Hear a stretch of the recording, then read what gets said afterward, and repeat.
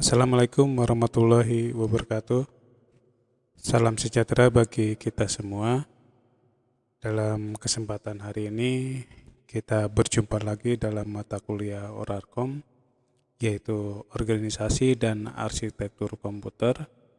Dan untuk kali ini kita memasuki pertemuan yang ke-13 ya. Di sini kita akan membahas tentang memori ya. Oke, apa yang sudah kita ketahui ya tentang memori?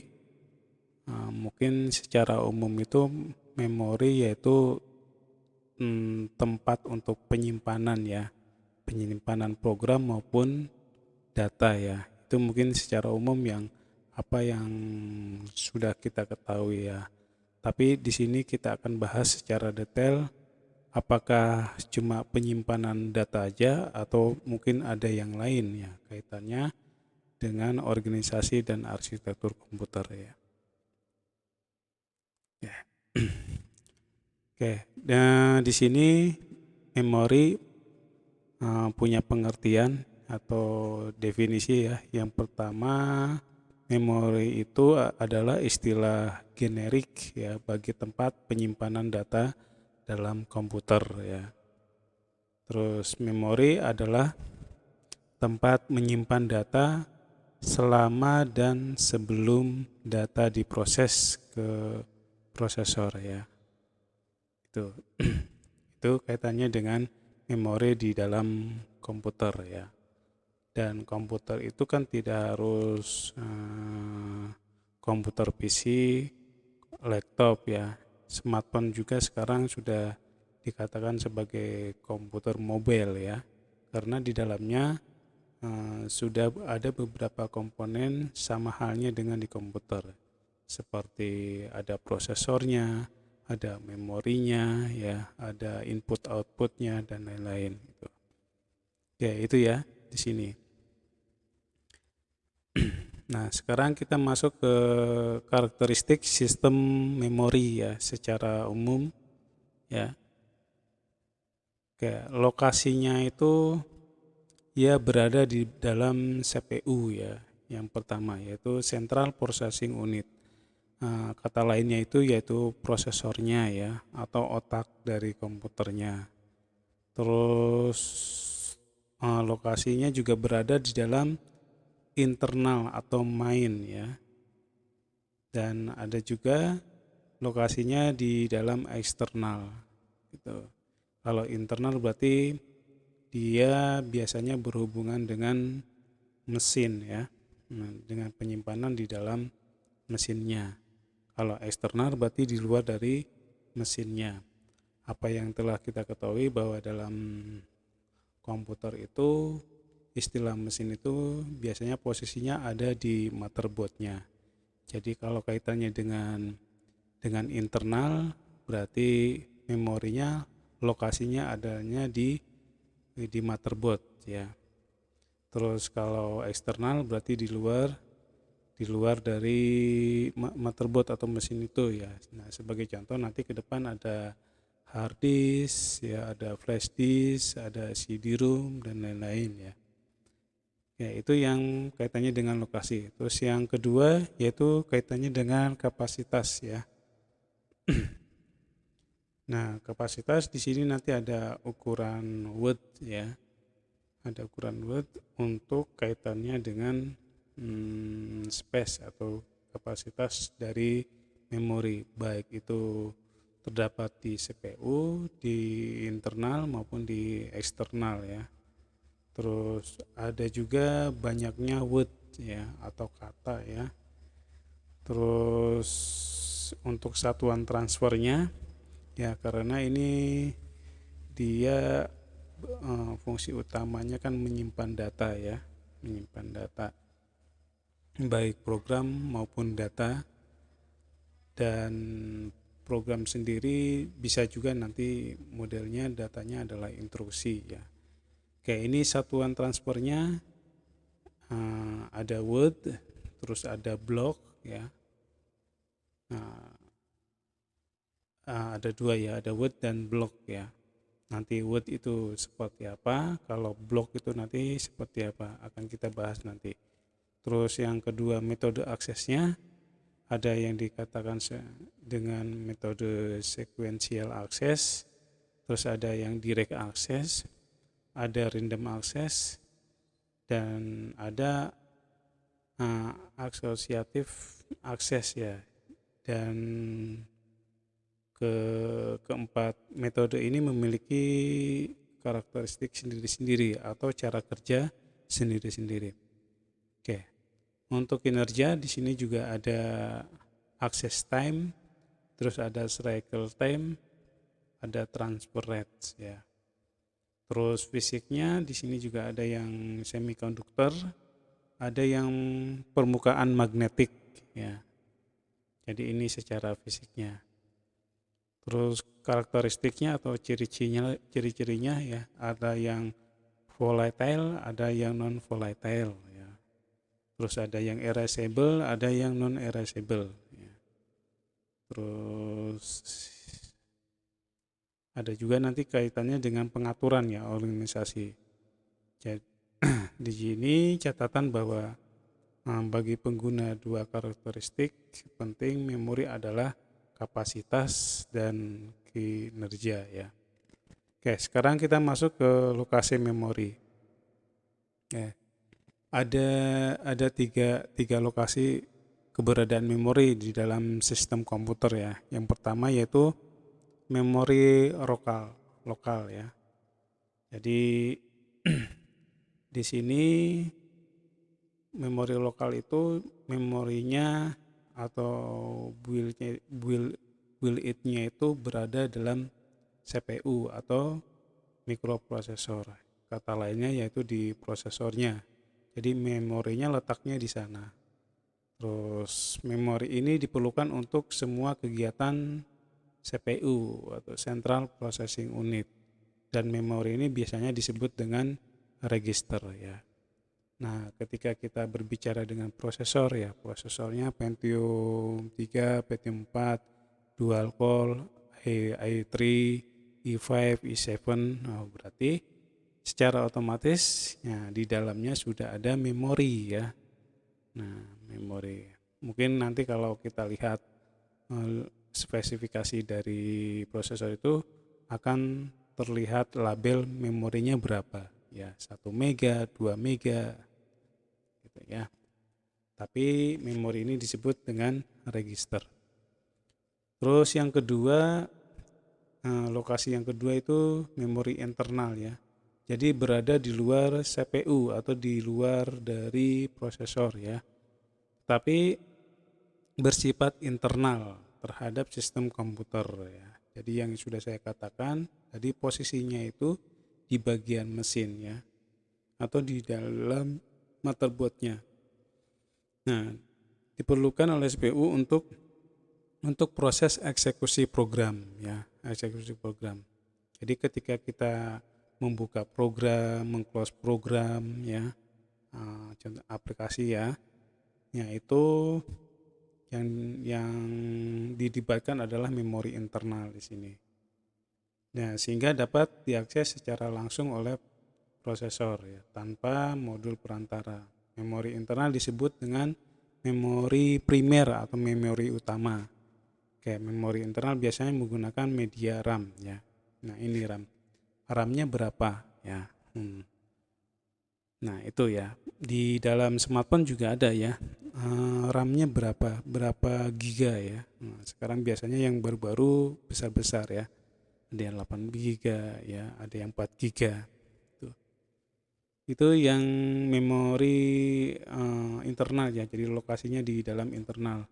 Terus ada lagi yang ketiga, lokasinya di eksternal. Nah, di eksternal ini bersifat eksternal terhadap sistem komputer dan tentunya juga di luar dari CPU ya. Nah, di sini memori eksternal diperlukan untuk menyimpan data atau instruksi secara permanen ya. Nah, jadi penyimpanan data. Jadi instruksinya itu secara permanen. Jadi ketika kita menyimpan data, nah itu otomatis penyimpanan data ya, dan nanti akan masuknya secara permanen ya. Nah, kecuali kalau kita ada perintah untuk mendelete-nya, berarti mendelete-nya juga itu sebagai intrusi dari bersifat permanen ya.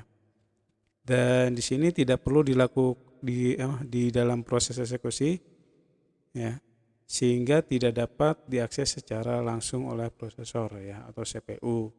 Untuk akses memori eksternal ini oleh CPU harus melalui pengontrol atau modul input output ya. Input output ya. Ya pengontrolnya ya dari keyboard, dari mouse ya gitu. Nah, memori eksternal biasa disebut dengan memori sekunder ya. Contohnya di sini ada disk, ada pita magnetik ya, ada mungkin di sini optical drive ya. Kalau disk itu berarti kaitannya dengan hard disk ya, flash disk. Nah, itu dikatakan sebagai memori eksternal. Itu kaitannya dengan lokasi.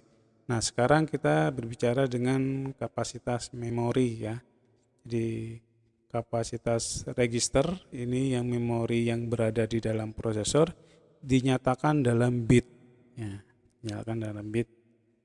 Terus kapasitas memori internal biasanya dinyatakan dalam bentuk byte ya, kapasitasnya byte.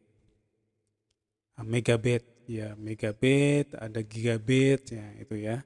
Kalau kita berbicara dengan satuan kapasitas memori. Nah, yang internal ya. Kalau internal itu berarti contohnya tadi RAM ya. RAM-nya berapa giga atau berapa byte ya. Nah, di sini perhitungannya adalah 1 byte itu ada 8 bit atau 8 kata ya. Dan pada panjang word umumnya 8 ya, bisa 8, 16 dan 32 bit. Kapasitas memori eksternal biasanya dinyatakan sama yaitu dengan byte ya. Nah, kalau kita hard disk itu berapa byte atau gigabit atau terabyte ya. Nah, flash disk juga sama menggunakan byte ya. Nah, sekarang satuan transfer ya. Tadi saat ini kaitannya dengan kapasitas memori, sekarang satuan transfernya ya. Nah, transfernya itu di sini satuan transfer sama dengan jumlah saluran data yang masuk ke dalam dan keluar dari modul memori. Kayak ini untuk perhitungan satuannya ya. Terus bagian memori internal atau memori utama, satuan transfer merupakan jumlah bit yang dibaca atau yang ditulis ke dalam memori pada suatu saat ya. Nah, ini yang internal. Jadi dia transfernya jumlah bit ya, jumlah bit yang dibaca dan ditulis ya. Nah, terus di sini bagi yang memori eksternal ya. Nah, data ditransfer dalam jumlah yang jauh lebih besar dari word ya atau dari bit ya. Dan dalam hal ini dikenal sebagai blok ya. Ini yang tadi ada dua itu ya, ada yang berbentuk word dan blok. Berarti blok ini berarti lebih besar ukurannya ya. Oke. Ini contohnya untuk yang word ya. Jadi ukuran word biasanya sama dengan jumlah bit yang digunakan untuk representasi bilangan dan panjang instruksi ya. Nah, panjang instruksi. Jadi ini untuk jumlah bit tergantung dari ketika kita membuat sebuah perintah ya di dalam program gitu ya. Dan di sini juga ada istilah cry1 dan fetch1 ya. Ini terkecualinya dari ukuran word ya. Terus ada lagi addressable unit ya. Jadi pada jumlah sistem addressable unit adalah word ya. Hubungan antara panjang suatu alamat ya dengan jumlah addressable unit ya. Ya rumusnya adalah A pangkat A sama dengan N. Oke, sekarang kita masuk ke metode akses memori ya. Nah, metodenya ada sequential access, direct access, random access, dan associative access. Yang pertama yang sequential access ya. Jadi memori diorganisasikan atau dikelompokkan menjadi unit-unit data yang disebut dengan record ya. Kalau kita berbicara record itu, kalau kita melihat dari sebuah tabel berarti ya isi-isi dari kolom dan barisnya itu ya. Nah, itu kaitannya dengan record ya. Terus karena ini dia modelnya menggunakan record ya. Jadi untuk aksesnya dibuat dalam bentuk urutan linier ya, urutan linier yang spesifik. Nah, kalau kita lihat kolom-kolom itu kan biasanya cara untuk membacanya secara berurutan dari kolom 1 baris 1, kolom 2 baris 2 ya. Seperti itu. Nah, dan di sini untuk informasi pengelamatannya dipakai untuk memisahkan record dan untuk membantu proses pencarian. Dan mekanisme baca atau tulis digunakan secara bersamaan ya. Nah, jadi mekanisme membaca tulis ya. Jadi ketika kita membuka program terus menulis dalam program tersebut ya itu secara bersamaan. Tuh. Dan waktu akses recordnya itu sangat bervariasi. Ini contoh sekuen aksel yaitu akses pada pita magnetik. Ya, ini contohnya untuk metode sequential access. Terus yang kedua direct access ya. Jadi seperti sequential access, direct access juga menggunakan ini ya, share read write mekanis ya. Jadi bersama-sama dalam menulis dan membaca ya. Tetapi setiap blok dan record memiliki alamat yang unik berdasarkan lokasi fisiknya ya. Dan istilah lainnya ya ini lebih mengembangkan dari metode sequential access ya. Dan akses dilakukan secara langsung terhadap kisaran umum untuk mencapai lokasi akses ya. Nah, sama waktu aksesnya juga bervariasi. Dan contoh dari direct access adalah akses pada disk ya. Di situ contohnya ya hard disk, akses kepada flash disk ya atau MMC ya, itu salah satu dari metode direct access. Terus yang ketiga random access ya atau aksesnya secara acak ya. Jadi setiap lokasi dapat dipilih secara random dan diakses serta dialamati secara langsung ya. Waktu untuk mengakses lokasi tertentu tidak tergantung pada urutan akses sebelumnya ya. Jadi bisa mengacak ya. Contohnya di sini untuk random access adalah sistem memori utama ya. Sistem memori utama berarti contohnya adalah RAM ya. Jadi cara untuk kerjanya dia memang menggunakan acak atau random. Terus yang terakhir associative access ya. Di sini contohnya memori cheese ya. Oke, memori cheese. Di sini karakteristiknya setiap word dapat dicari berdasarkan pada isinya dan bukan berdasarkan pada alamatnya ya, pada alamatnya. Jadi dia pada isi instruksinya bukan dari alamat. Kalau yang ketiga sebelumnya itu lebih ke alamatnya. Nah, contoh di sini seperti pada RAM, setiap lokasi memiliki mekanisme pengalamatannya sendiri ya. Kalau di RAM itu, kalau di sini tidak ya. Terus waktu pencarian tidak tergantung secara konstan terhadap lokasi atau pola akses sebelumnya ya.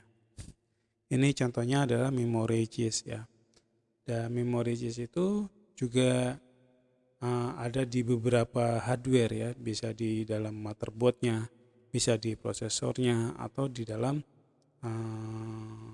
ini ya, di dalam hardware lain seperti VGA juga ada cheese memorinya ya. Oke, sekarang kita masuk ke kinerja memori ya. Ya, ada tiga buah parameter untuk kinerja sistem memori. Yang pertama yaitu access time ya, atau waktu akses ya. Nah, di sini bagi RAM ya atau memori utama, waktu akses adalah waktu yang dibutuhkan untuk melakukan operasi baca atau tulis ya. Nih. Nah, ini bagi RAM. Terus bagi yang bukan RAM, waktu akses adalah waktu yang dibutuhkan untuk melakukan mekanisme baca tulis pada lokasi tertentu ya. Nah, kalau RAM itu langsung kepada untuk melakukan operasinya, kalau yang non RAM ya, yang bukan RAM dia ke mekanismenya ya. Tuh. Terus parameter yang kedua ya adalah waktu siklus ya atau cycle time ya.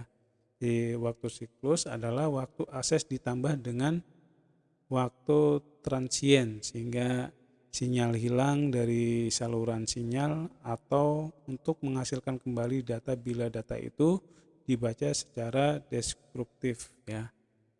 Nah, nah itu.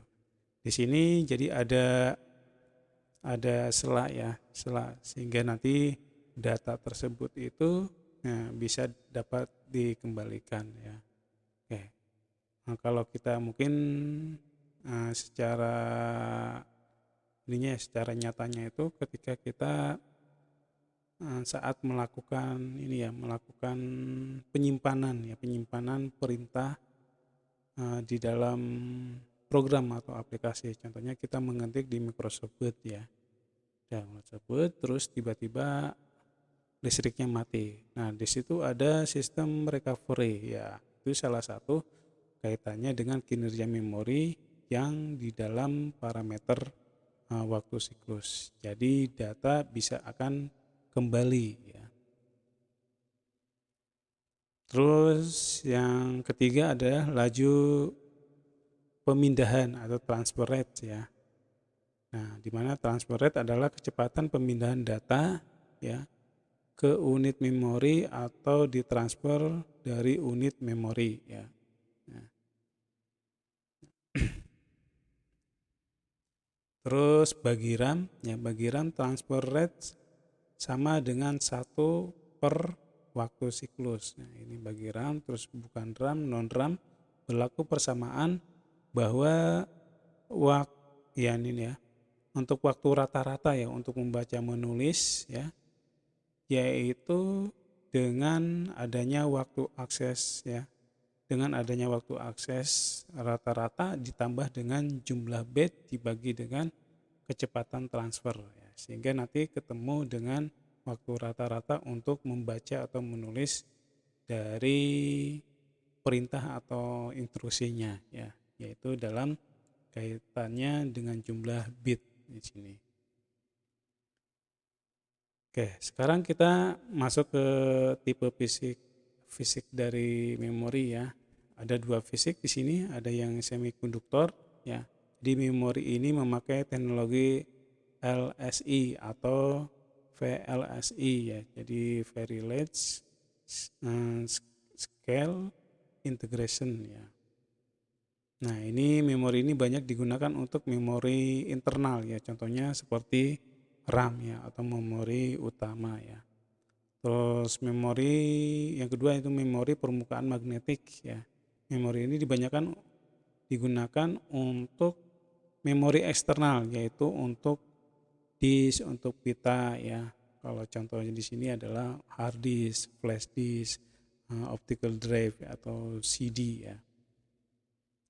Nah, sekarang karakteristik atau ciri-ciri fisiknya ya. Jadi ada dua kriteria yang mencerminkan karakteristik fisik memori. Ya, yang pertama volatile dan non volatile ya. Jadi kalau pada memori volatile informasi akan rusak secara alami ya atau hilang bila daya listrik dimatikan ya. Tuh.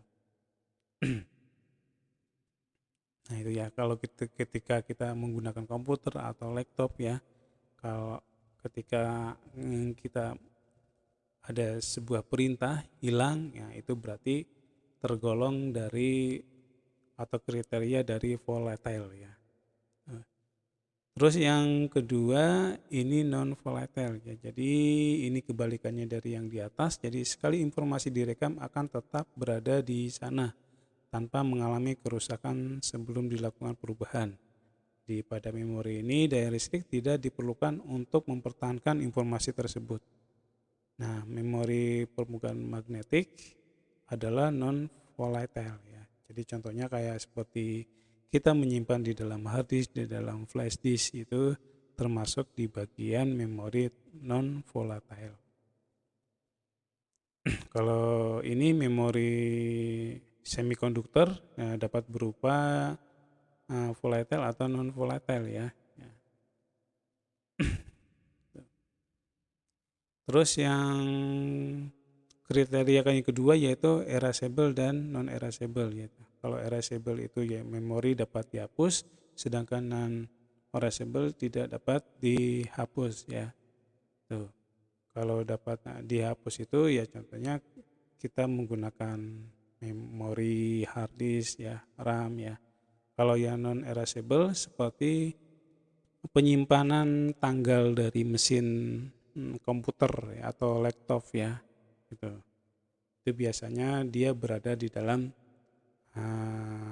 ROM ya atau dalam CMOS ya. Oke, organisasi yaitu tadi yang dimaksud dengan untuk pengaturan bit dalam menyusun word secara fisik ya. Jadi dalam kaitannya semua yang ada di dalam memori ya tentunya ada sebuah pengaturan ya. Nah, ini macam-macam memori ya berdasarkan kecepatan aksesnya dan dibuat hierarki memori seperti tabel di bawah ini ya. Ada tercepat dan terlambat ya. Dan memori juga ada yang register itu posisinya atau keberadaannya di dalam prosesor atau CPU, ada juga cache memory, ada main memory, dan ada secondary memory ya. Nah, sekarang kita masuk ke register memori ya. Jadi tadi sudah saya singgung bahwa memori ini terdapat di dalam CPU atau prosesor ya. Nah, di mana kecepatan aksesnya yang paling cepat ya, karena ini untuk membantu dari proses prosesornya. Contohnya di sini ada register data, register alamat, ada stack point register, memory address register, input output address register, dan ada instruction register ya. Nah, register juga terbagi menjadi beberapa kelas ya. Ini ada register data, register alamat, register general purpose, ada register floating point, ada register konstanta, register vektor, register special purpose, dan register yang spesifikasi untuk model mesin ya. Jadi ini terbagi-bagi dengan sesuai ininya ya, kelasnya di sini ya. Kalau data berarti kaitannya dengan penyimpanan angka-angka ya. Kalau alamat berarti pengalamatan di setiap memori ya. Itu. Nah, sekarang ke cache memory ya. Jadi di sini merupakan memori berkapasitas terbatas ya. Berkecepatan tinggi lebih mahal daripada memori utama. Nah, cache memory di sini biasanya juga keberadaannya di dalam prosesor ya. Posisinya, dan juga ada di perangkat motherboard juga di sini. Dan cache memory ini ada di antara memori utama ya dan register prosesor berfungsi agar memproses tidak langsung mengacu pada memori utama agar kinerja dapat ditinggikan gitu. Terus selanjutan dari cache memory ada dua macam ya. Ada cache memory yang terdapat di internal prosesor ya, yang tadi saya singgung ya. Terus cache memory jenis ini kecepatan aksesnya sangat tinggi dan harganya juga sangat mahal. Dan contohnya di sini seperti di prosesor Intel Pentium 4, AMD ya.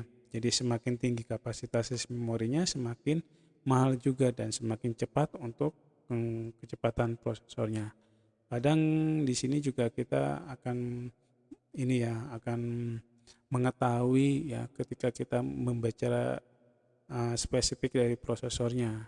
Sama-sama i3 ya, sama-sama i3. Tapi cache memorinya ada yang 2 mega, ada yang 4 mega. Nah, itu. Jadi kalau kita memilih yang 4 mega dan tentunya juga kecepatan prosesornya akan tinggi dan harganya juga tinggi. Terus cache memori yang berada di luar prosesor ya. Contohnya di motherboard tadi ya. Di motherboard dan memori jenis ini kecepatan aksesnya sangat tinggi. Meskipun tidak secepat yang ada di dalam prosesor ya. Oke, ini satuan kapasitasnya seperti yang di dalam prosesor ya, ada 1 mega, 2 mega ya. Terus memori utama ya. Nah, memori yang berfungsi untuk menyimpan data dan program. Dan jenis memori utama ini ada 2, yaitu RAM dan ROM ya. Kalau RAM itu random access memory, terus atau ROM ya read only memory ya. Nah, ini kalau RAM, nah ini adalah sebuah tipe penyimpanan komputer yang isinya dapat diakses dalam waktu yang tepat, tidak mempedulikan letak data tersebut dalam memori ya. Ini. Ya. Terus ini tipe-tipenya untuk RAM ya. Tipe-tipenya untuk RAM ya. Mulai dari ada SRAM ya. SRAM itu berarti singkatannya dari statistik RAM. Ada NVRAM ya, non volatile RAM ya. Terus ada DRAM, dynamic RAM. Ya, untuk DRAM juga terbagi beberapa macam ya. Ada EDORAM, ada SDRAM ya. Nah, ini bentuk-bentuk fisiknya ya. Bentuk-bentuk fisik dari tipe umum dari RAM ya. Nah, di sini secara berurutan ya untuk jenis RAM-nya. Mulai dari atas ke bawah. Contohnya ini ya. Ini biasanya posisinya beradanya di dalam motherboard ya, namanya disk ya. Terus yang kedua ada SIP, terus yang ketiga ada SIM 30 pin ya. Terus yang keempat ini ada SIM 72 pin ya. Maksudnya pin itu ininya ya, kemasannya ya, jumlah pinnya berapa. Biasanya ada bolak-balik dari bagian atas dan bawah, jumlahnya sekian ya.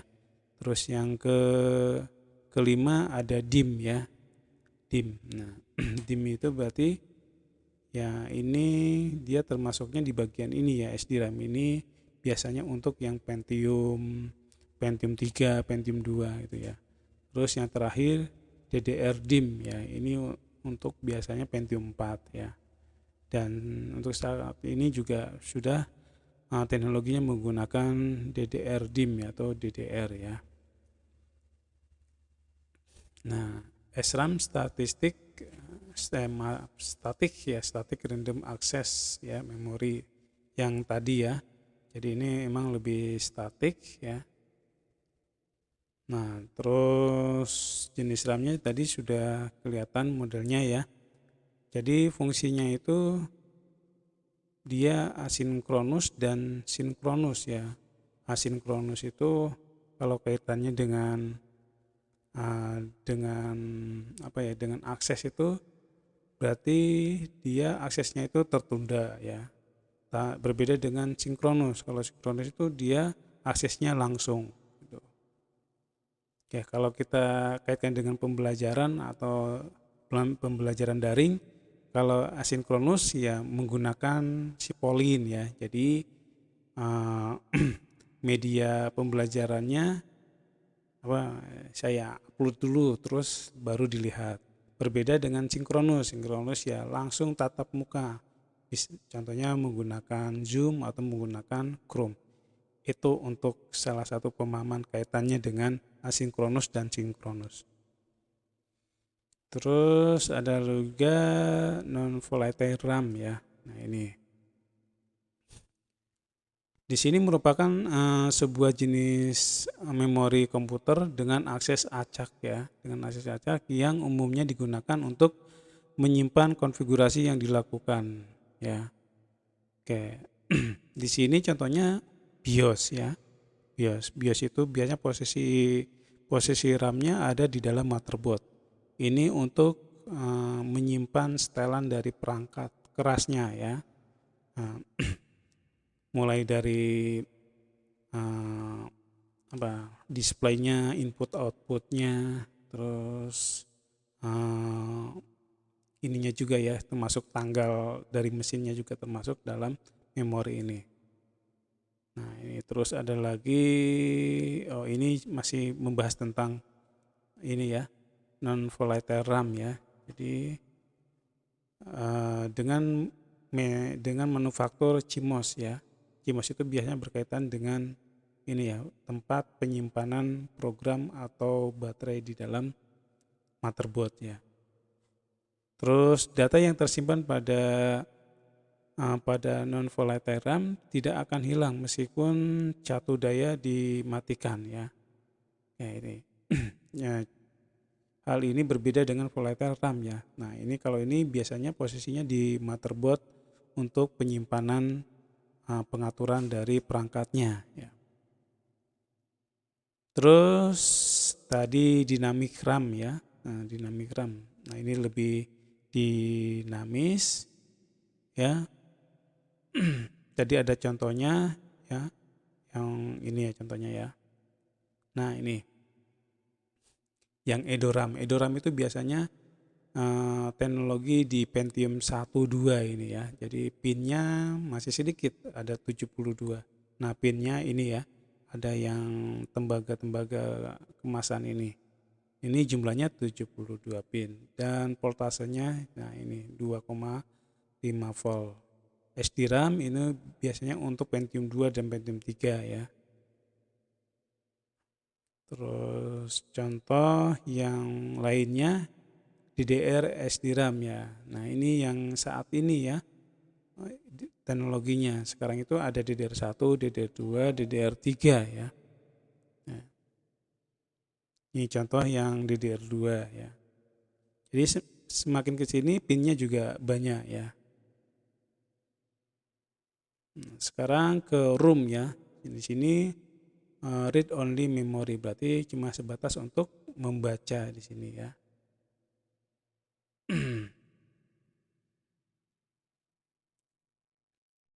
Oke, ini untuk jenis-jenis ROM-nya ya. Ini biasanya posisinya beradanya di motherboard ya.